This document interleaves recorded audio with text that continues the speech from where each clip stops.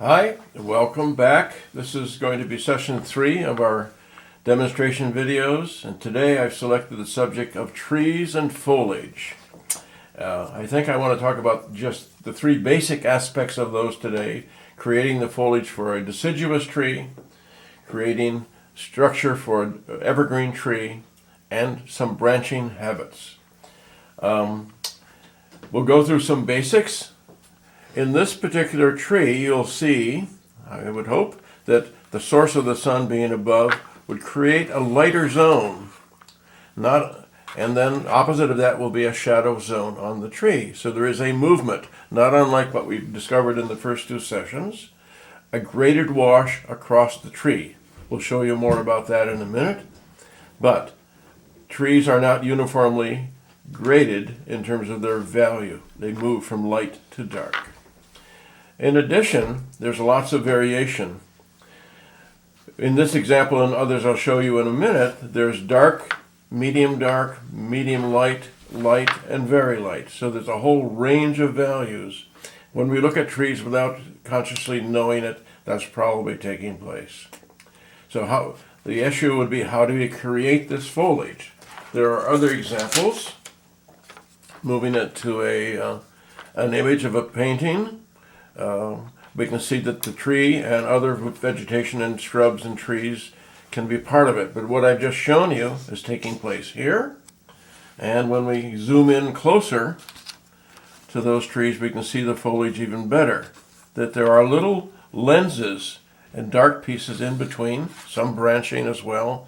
And just as before, it's moving from lighter to darker across the tree. So how do we create foliage in that way? The first thing one wants to do is establish limits for the drawing. And rather than putting the tree in dead center, I'm going to move it slightly to one or another side. Let's move it to the right side. And I'm going to create a proposed top and bottom for the tree and where the trunk might be. And then for good measure, I'm going to lean the trunk just a little bit for energy. And I'm going to create a general periphery for the foliage. Recounting what we said earlier about mixing paint, for greens, and I usually have 1 or 2 greens that come. This one happens to be sap green, and there are other yellow and lighter greens. But if one has some yellow and blue near you, you can also, and it's actually better, I think, to mix your own greens. So moving some blue into that yellow will create a lighter and more summery green. And so we have at least 2 so far. And if we move some of the yellow into one of these greens, we'll end up with an in-between as well, or adding some darker blue to that. So now we have essentially 3 greens. If I were to put those on a test strip of paper for visibility, we have a lighter yellow green. We have a mid-green, mostly the sap green that I put down earlier. And then we have the potential of the darker green. 1, 2, 3. That kind of variation will be required in the painting we're about to do. First step, having drawn lightly, and then preferably erased a little bit. So if there's any loose graphite, take that up so it won't mix in with the paint. But you want to see where your top and bottom is, of course. Next step is to wet some of the paper. So it's not unlike the amoeba exercise we worked on earlier, dropping some water into the tree. The game plan now is not to fill this entire thing with water uniformly, but to jump around so that it's wet and dry, and sometimes very wet and sometimes very dry. So a goodly portion inside.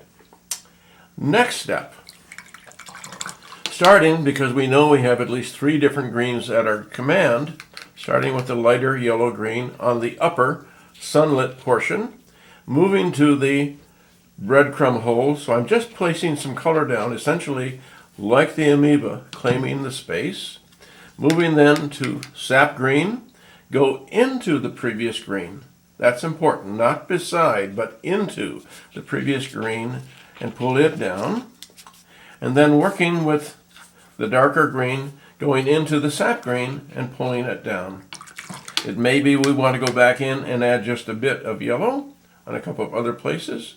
So now we have an amoeba with pretty sharp edges, but with a gradation of color. This is called local color, and it's a way of claiming the paper and getting started with your tree. What I'm doing currently now is going around the periphery like previous, and especially where it's light and in the sunshine, making the edge disappear by going, again, as we've discussed earlier, along the edges of the paper. So we're creating a very diffuse, soft, essentially invisible edge in the sunlight and darker below. I'll bring a little additional sap green into the bottom, and a little bit of this goes up into the sap green, so it's mixed carefully. I'll dry it and then we'll come back in just a minute.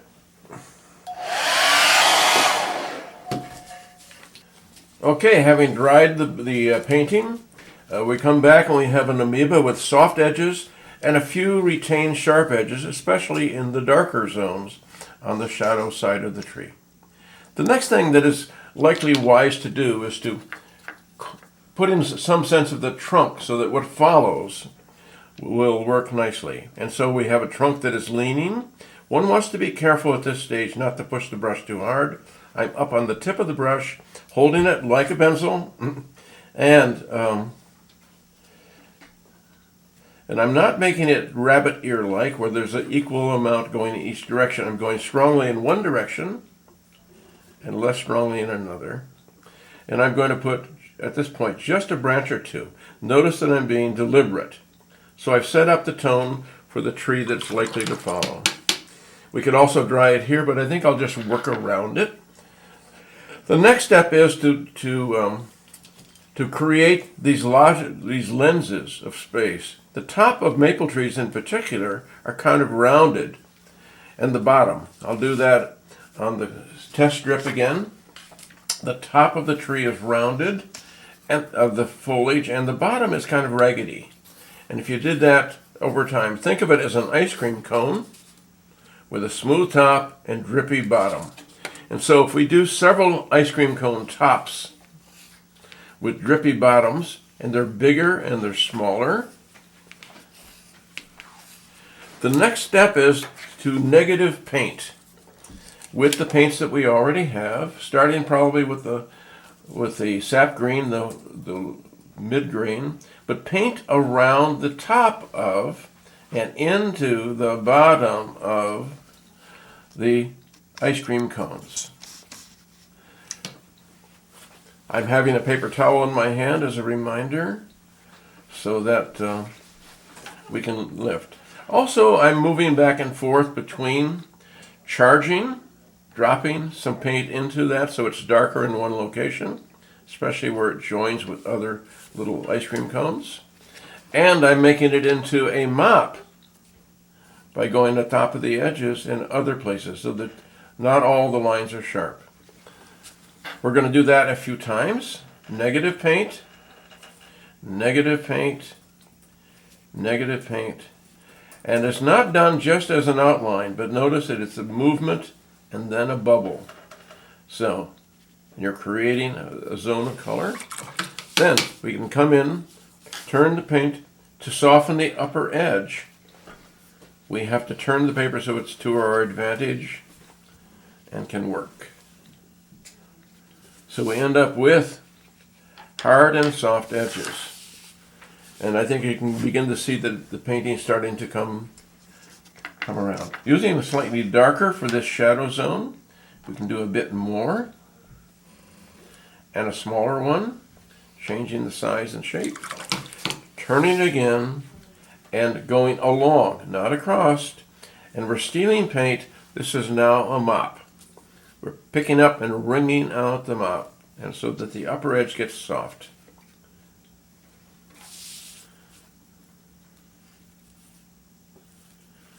The next thing we think about is an occasional floater where, like that little piece, we have things that don't touch the remainder. So the outside edge, and we're going to add a little additional darkness at the bottom, and go back to our darker color, and get some to be really dark. We have things that float at the edge, that don't touch the remainder of the tree. And so we're working from dark back towards light, less dark where I'm working currently, and we're starting to have a tree already. Next step, well, we'll do a little bit more of the charging.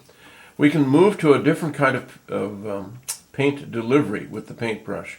This is dots, and done this way. I'm working in groups, and the groups almost some touch and others don't, but we're working in tight groups. Then we do an outlier and then move. And so we're ending up with clusters, so that the dots I'm producing are in slightly darker paint, but I'm doing little clusters of dots. We don't have to do it everywhere to have this work, but we need to do it in some places. And we need to do it always slightly darker than the paint we're putting it over in the drawing. Little clusters and the floater. Don't forget the floater.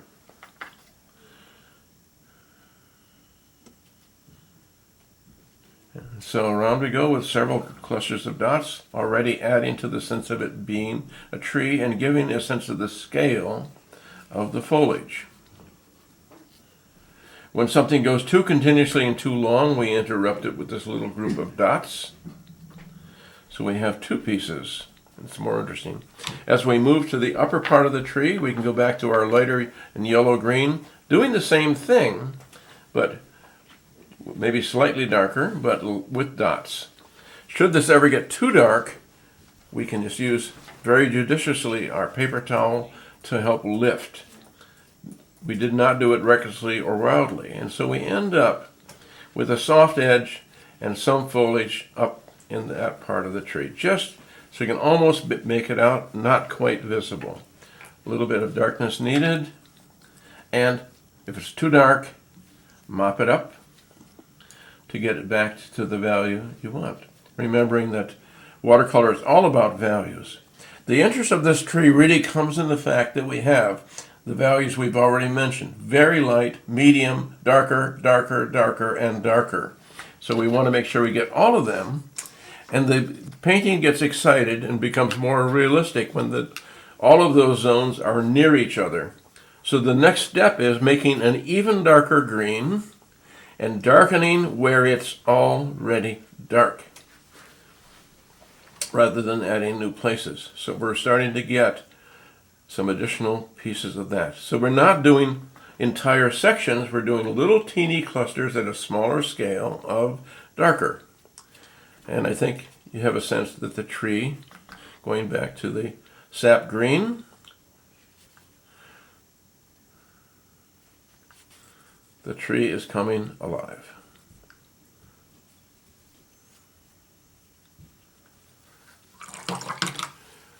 Cleaning the brush. Then we're going to move to the rigger. And I've already, I think, mentioned the rigger. Maybe I haven't mentioned the rigger. So, a rigger is a 1-inch long brush or more, about that. It's also called a liner or a script brush. And going to dark paint, whatever dark is, we can add these lines. So it allows you to be accurate. The rigger is an accurate brush. And so we need to make sure that the branches do what I'm about to do now, and that is that they need to touch each other. So a few, and we don't need a lot. We just need a sense that they're there. They add additional interest, and they're often seen in the trees we look at, so we're expecting them to be there. And one last thing, taking a little bit of paint and anchoring the tree even more strongly with another amoeba at the bottom edge. And always when one does that, make sure that you soften with a thirsty rigger as well one of the edges.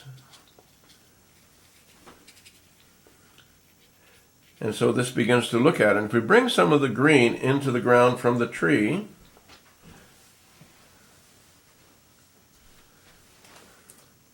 it starts to anchor itself. So we have a tree that's leaning over a hill, whatever.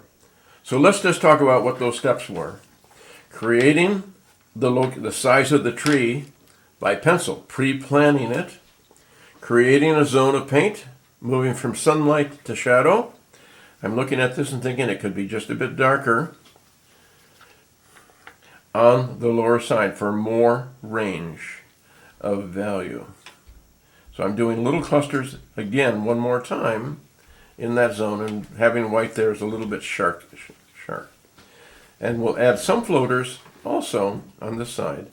And if one does floaters that move out like little branches, dots in a row, it becomes even more realistic. Okay, so a tree. In full speed, full time. I'll do it one more time.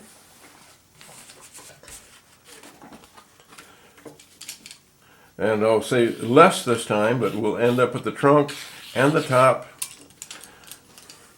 with water, not uniform, crazy, but with some dry and some wet on the paper. Mix our paints while that's settling in. A little bit of yellow and a little bit of blue makes a yellow-green. And lots of water. So these paints want to be quite thin at this stage. Then we're going to go back for our sap green, used almost as it comes from the tube. And we're going to add some additional darkness to it, and so we'll have some darker, something could be called shadow green. Okay. So, with our lighter paint first, in the upper zone, 1/3 of the zone, think of it as that way. In the zone with the paint going back into the yellow-green, before we move on, then with the darker shadow green goes into the yellow-green, or to the sap green, and down we go. So we're creating a zone. We are cleaning the brush and converting it from a paint delivery system, until now, to a mop. As again, that's done vigorously. 1, 2, 3, touch. Then, going around the exterior, softening the majority, especially in the sunlit portion of the tree. Sharpening the majority of those so they truly disappear. We're not spreading the paint, we're lifting it so it's got an invisible edge in location. This is softening the edge. It's not a graded wash. It's softening the edge as we go around the tree.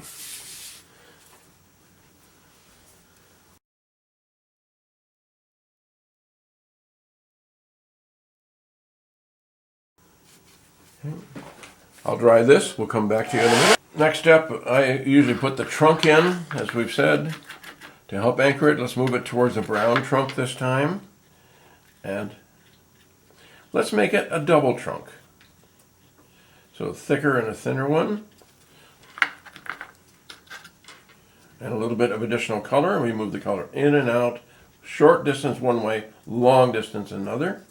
And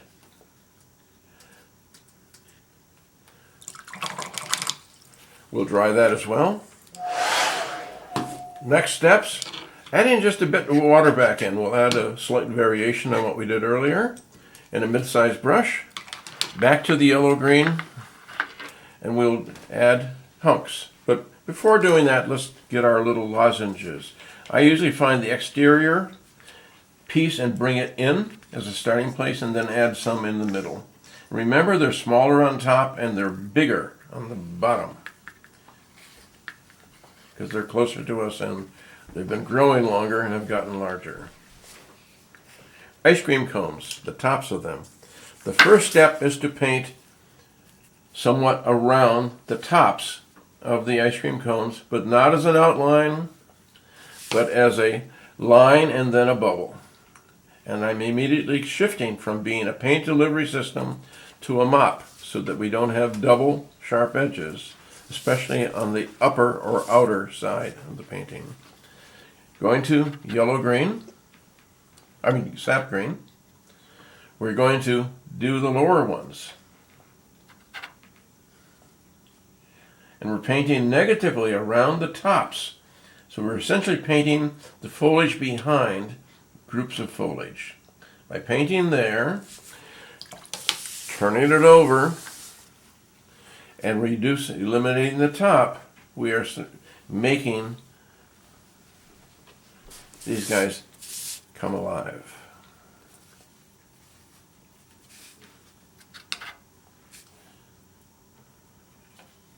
Negative painting around the ice cream cones.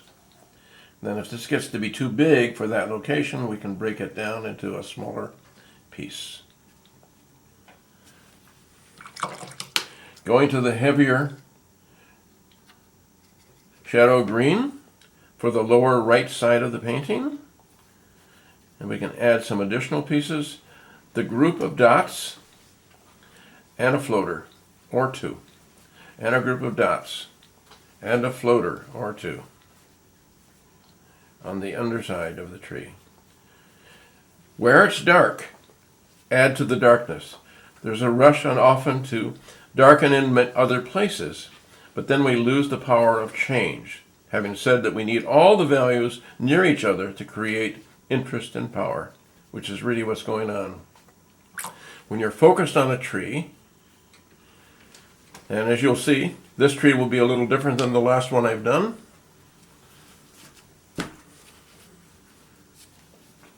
When we're in darker zones, we can keep more sharp edges.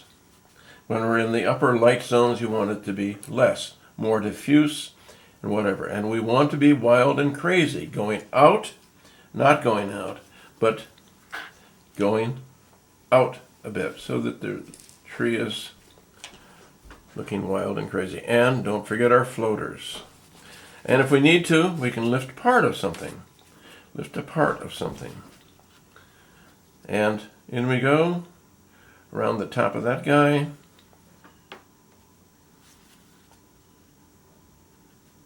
Little clusters of dots, floaters. Too dark, lift it just slightly.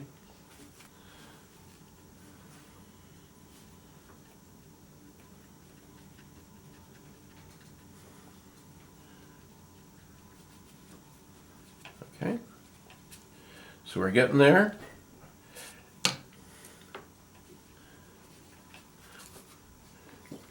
Look at for sizing. We'll make a couple of additional places even darker. And I'm using some especially dark indigo to augment. When something goes too long without interest, we're going to come back in and darken just a piece of it. So we get more variation as we go along.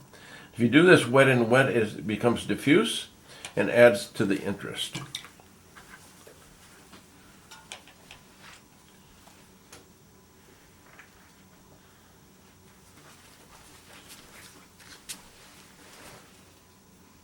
And if it's too dark up there, we can lift both ways, but just lifting lightly, maybe reinstating it just slightly, so it's just the right value. You can see it, but it's not so strong or in your face. We will dry again. Be back shortly. So back to our rigger. There were two and all. I found the small one. Was right here. So using our small rigger, we're going to add a few additional branches. Always think of extending the trunks that are already there into the painting.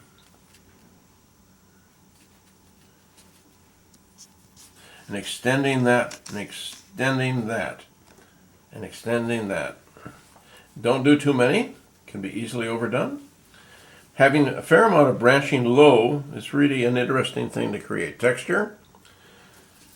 Then, let's not forget our sap green hillside, creating an amoeba,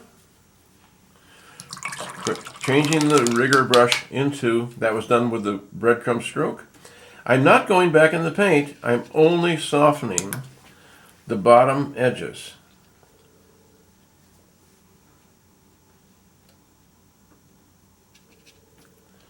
And it may be that wants to be lightened at one spot. For interest, and we can add a little bit of grass.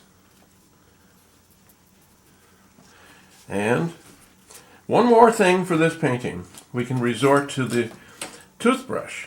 The toothbrush is another way of adding stippled texture. Stippled being little speckles. It will look like this. We'll do it on the paper towel.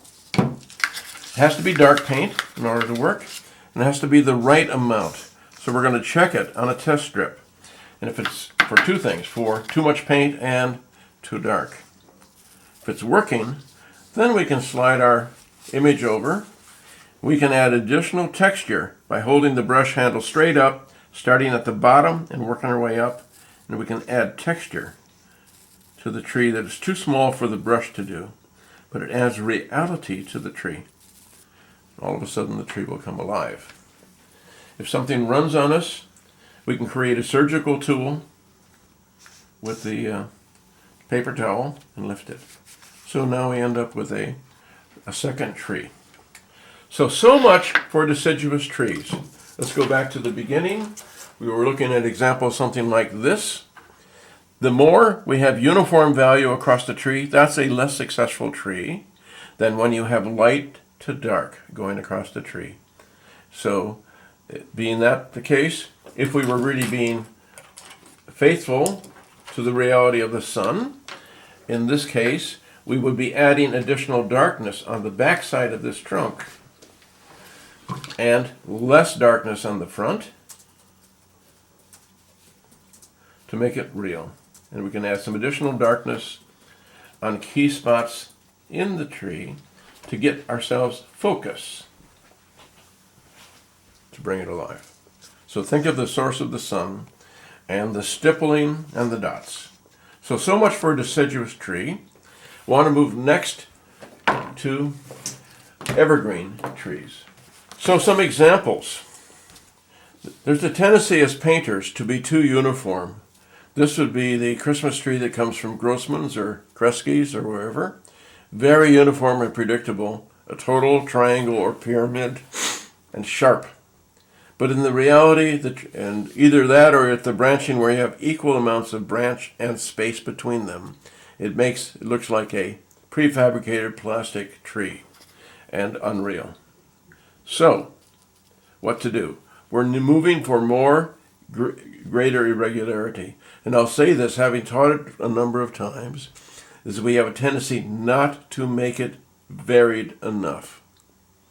It's so important, I'll say it a second time. We tendency to take all the variety out. So if I'm working on this model, the more we have things that go way out, the more interest will be. That is a natural tree that has a big hunk that wasn't growing, and then all of a sudden something goes way out, or something turns and goes down. As soon as we do a little bit of that, the tree is more interesting than if it's the pyramid at Kresge's. So how do we do that? We'll do an example or two. Again, we need to establish the height before we start painting. And we'll do a couple of examples, but I'll pick the 1/3 place on this paper, and I'll put a top and a bottom so we know the area within which we're working. And I'm going to put a curve on this trunk, just from bottom to top. Note that I'm drawing lightly. Going to give myself a clue about the exterior, really lightly. And I'm going to come down and have the tree not start right away.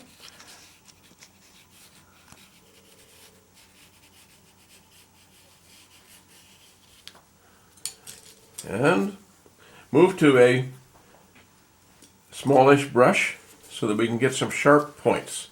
This one is less needing to have variation, but variation still is important. Variation in value. I will start, in this case, evergreens are darker, of course. I usually start at the center and move out and work my way up. So what I'm just doing, I'll show you in another second, is something that's the opposite of the ice cream cone. When we have branches that are pine trees, the smooth bottom is where the branches are, and the top is more irregular. Smooth bottom, irregular top. There are various ways to do that. And so, another version. Smooth bottom, busy top. So what's happening in miniature on this little evergreen is that's happening. Also, there are a couple of other things. We need to pay attention to the fact that most evergreen trees, when they grow, when they're young and perky, they are upright or at a sharp angle up. When they're at mid-age, like this guy, they're more horizontal.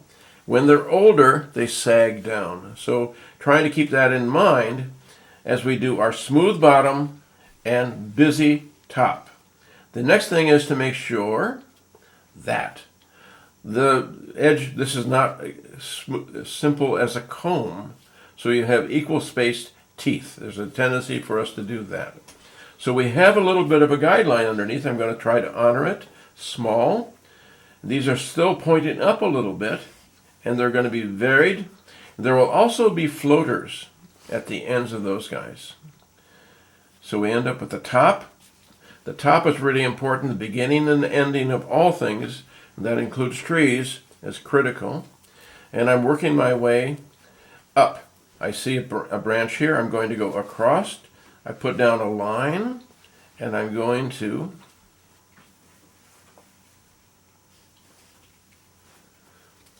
put an upright piece. And we want to make some of them cross that center line, the trunk, so the trunk is not showing. I'm essentially going back to the same heavy whole milk or heavy cream paint, in this case sap green.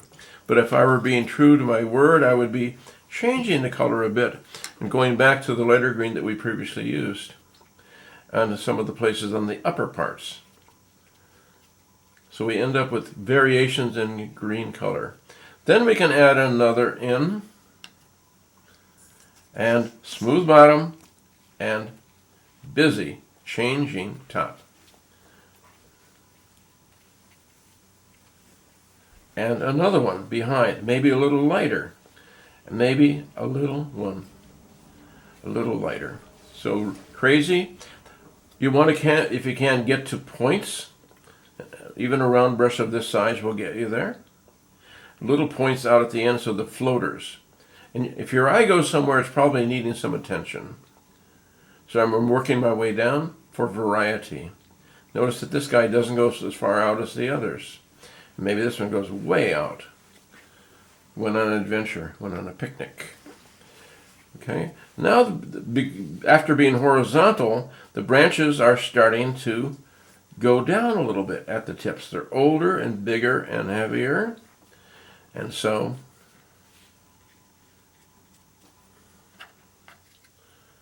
we may be, because we're at the bottom part of the tree on the lower right, away from the sun, we can make it even darker. So I'm thinking about that as we go.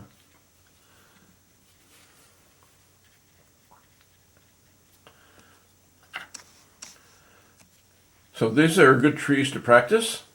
They will serve you in lots of places. Evergreens are great in the landscape because they're dark and they have all year interest. And they're great in paintings. We're going to go down here.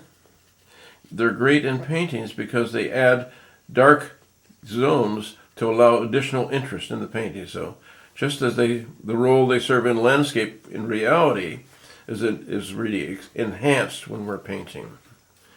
So we're moving our way out. Notice that there's a fair amount of, there's some lightness and darkness, but there's a fair amount of gradation change in the center, and not too much of the trunk is showing. Around we go. Dark piece laying on the ground way down here. And that guy goes out. He's got to be more varied. Little piece, more varied. Maybe a little one sticking out here, more varied. Okay, so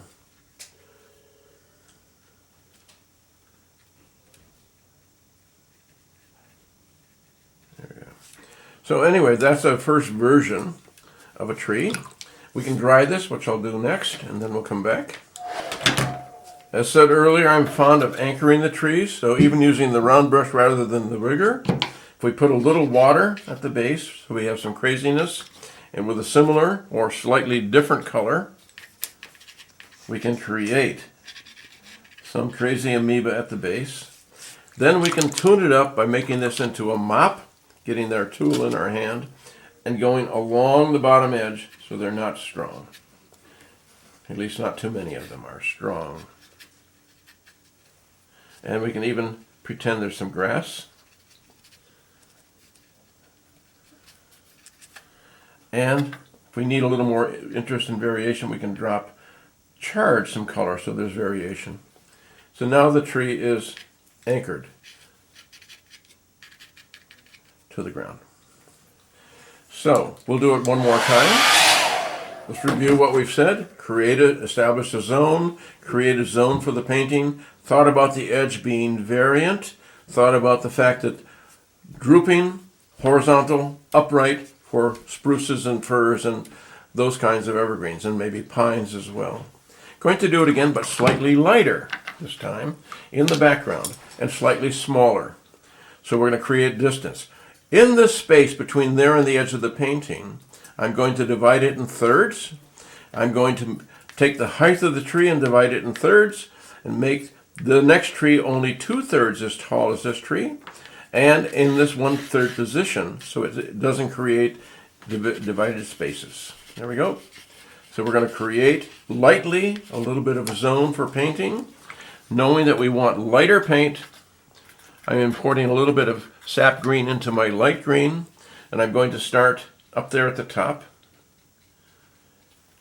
being careful that the top is really interesting. So we've got to be slow and deliberate with little pieces at that point.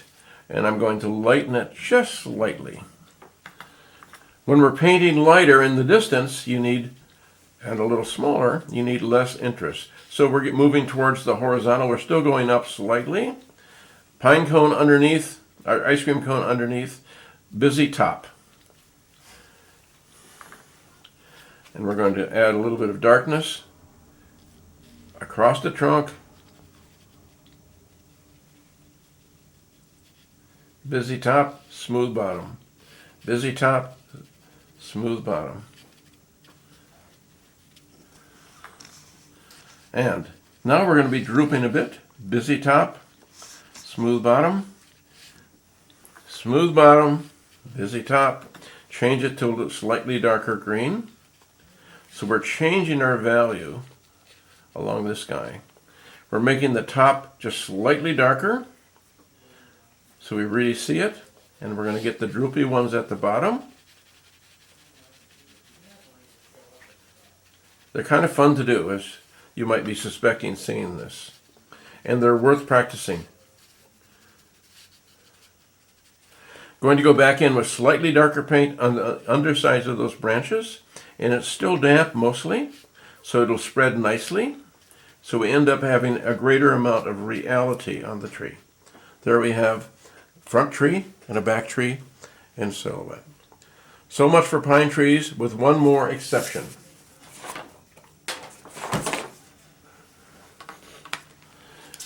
When we have spruce trees, there is a variation. The spruces, the Norways and the red spruces, tend to hang down as opposed to being ice cream cone upside down. And so we end up having the foliage hang down. So this would be what's happening to spruce trees. We have a smooth beginning and we have the spruce parts hanging down, the foliage hanging down. We could do it, I'll do it improperly for a second. If we start to do even strokes, we start to create a comb. I think you begin to see the comb coming. I'm going to fix the comb so it's not a comb. Pull some together. Change the length and the height and the spacing. And so in watercolor, it's almost impossible to get enough variation. As we move towards the tip, I'm going to add emphasis by darkening the paint and changing the zone. But this is a spruce tree. We might have to have one or two that stick above, but mostly they're hanging down. And we can imagine then, after I dry this, we're adding now the branches and maybe the trunk. The branches don't need to be continuous, And if we can move to adding brown in to the gray, so we're changing the colors on the trunk and adding interest. And we're fading out and we're softening the edge.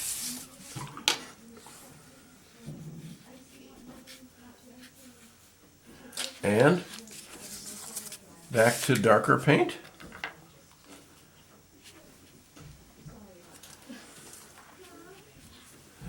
And back to a rigger to add texture and interest into the trunk.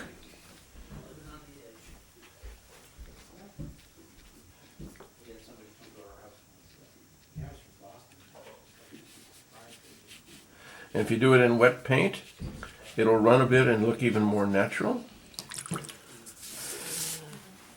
Turning. Since there's white space on this paper, let's do it one more time. We'll create another trunk. We'll do it a little smaller, and we'll go, in this case, we'll roll it out and back, so we create a curve into the branch, and then do a second branch off of it.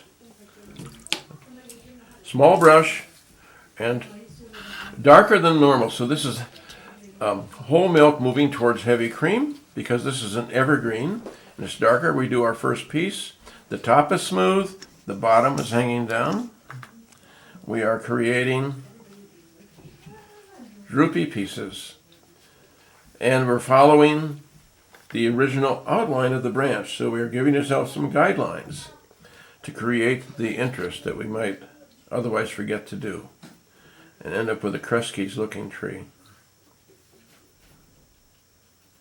Moving it out, stroke long. So I'm saying to myself mentally, short, medium, long, wide space, tight space, dot, dot, and moving it up, lengthening some of them so there's a real strong variation in the length. And no change, and then some longer variation in the length, and change and some longer variation in the length. And I think you can see that that adds interest. Darkness and lightness, length, curving, all kinds of ways to add interest to the pine tree. Down we go with the trunk. We're using blue. Let's move to brown. Put the brown in, as we've said, and then pull it out. And then we're going to go with the thirsty brush and add water at the edge. And remember, when we're softening an edge to get the roundness of the trunk, we're only going in just a little bit. And when we're extending it, sometimes we can extend just slightly with just water. And should you wish, this tool can be made surgical and can lighten and create additional interest at the edge. Going back and taking a look before we leave the painting, it looks like it could use a bit of additional darkness. So there we go, but not everywhere. Changing the stroke. And back here, when things dry, we can see that that's a little coarse. We can add some additional darkness. Points. You want to get to points or sharp pieces if you can. And we're going to have something going up, and there's going to be a little bit of foliage on that guy. So much for pine trees. With today's session, one more thing to go. I want to talk about branching. So let me share with you a sense of the branching of trees. And note that this is realistic. There's some key things about branching. A trunk, as we know it, will go from thicker to thinner to thinner to thinner. And the tips have to be very thin to be believable. The periphery, tip of this branch, this in and out and variation, is critical to the reed of the tree, maybe as other parts are. In this case, I put an amoeba down beforehand and drawn over the top. It's an easy way to get a sense of foliage and tree. This is an amoeba done and then something put underneath it somehow. And this is, of course, the pine tree with an amoeba added. So, the branching is done with a rigger. Again, we might want to talk about the height of the tree, and we need a sense of the trunk. and a sense of the shape. So let's do an oval in this case. And think of 1, 2, or 3. Just give ourselves a running start at the branching. So we have, not everything is left to chance. I'm moving this case to darker paint, to indigo, and to burnt umber. And we're mixing it while the water sits into the, well, the water isn't here, but we'll put a little, no, we're not doing water in this case. So I'm mixing the paint. And it's useful to have a test strip to make sure there's not too much paint on your rigger brush. We're going down to a pencil hold. Something we want to say about the rigger. It is the least forgiving of the brushes, and the pencil hold reigns supreme. But there's one additional need for the painter, and that is to move your hand rather than change the angle. With a pencil hold, you change the angle and it still writes. A rigger won't do that, so we need to keep the same angle of bristle to paper, and we do that by moving the hand. So you might see that as I do it here. So we're not doing it one big stroke and long, we're doing it in smaller pieces, and we're changing the pressure and moving slowly. Resist the temptation to do it broad and big. And even though it may look like some painter, including me, does that. So we're changing the main trunks, going from thick to thin, and doing it with the darkest of paints. And I'm mixing both brown and indigo and burnt umber, all three actually, so that we end up, and often there will be branches lower than you think, but you're beginning to see a little bit of color change by having switched the paint. I'm going to have it lean over. I'm changing the pressure just a bit so there's some variation, but it has to be tapering. What I've done is made that too thick. So what has to happen is we have to darken and thicken the remainder so it becomes believable. And it's kind of self-correcting. So moving from thick to thin is the key with the rigger and for painting branches. And then we're going to go some really thin. When we're doing this, we don't need to add paint, so we can begin to explore the ultimate periphery of the brush. And a key thing is not only to get smaller, but they have to touch. You have to take the oath that your branches all touch each other, because that's adding to the believability of the branching of the tree.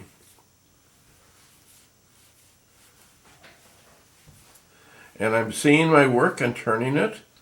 If I want to be more accurate here, I turn the paper, don't add any paint to the brush, and barely touch the brush. Here's a little trick. The first stroke doesn't touch the paper. Then we ease in so it barely touches the paper. If we go barreling in too hard, all of a sudden we have a thick branch at the tip, and you're going to find yourself erasing. Well, that's possible. You'd like to do it as little as possible. And you can work your way around a tree. I'm going to keep the leaning quality of this tree by having this top bend itself. And we're going to change the color just a bit and have less on this side. And we can have one of these branches cross for believability, and another one cross for believability. And around we go.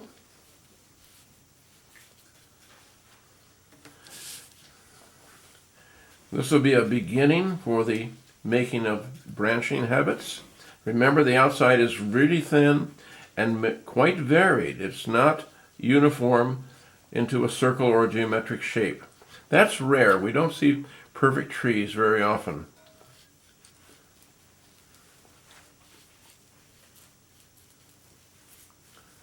And want to not rush to make those too thick out there. Thin and quite varied and wild. So I think you're getting a sense of this. Here comes our tree. I'll do just a bit more, but it doesn't need an awful lot more to be a credible branch tree. Shrubs, of course, will have multiple branches, stems, but will be done in a similar way otherwise. So trees, this is a deciduous tree, of course, versus an evergreen, which will have needles. And we need to make sure that's thick enough and believable enough. Let's have one hang down. And have one roll over. Wherever your eye goes, that means you're trying to complete something and it looks odd. So we can add, and if we can get vary in texture, so if we overlap in some places with a lot of branches and other places with less, that will also be interesting. So I'm doing that in this case, adding a bit more in that zone. So we have a focus within the tree. We need a bit more texture and interest there. From the other side, the source of those don't need to be as carefully done. A little bit of thickness needed here.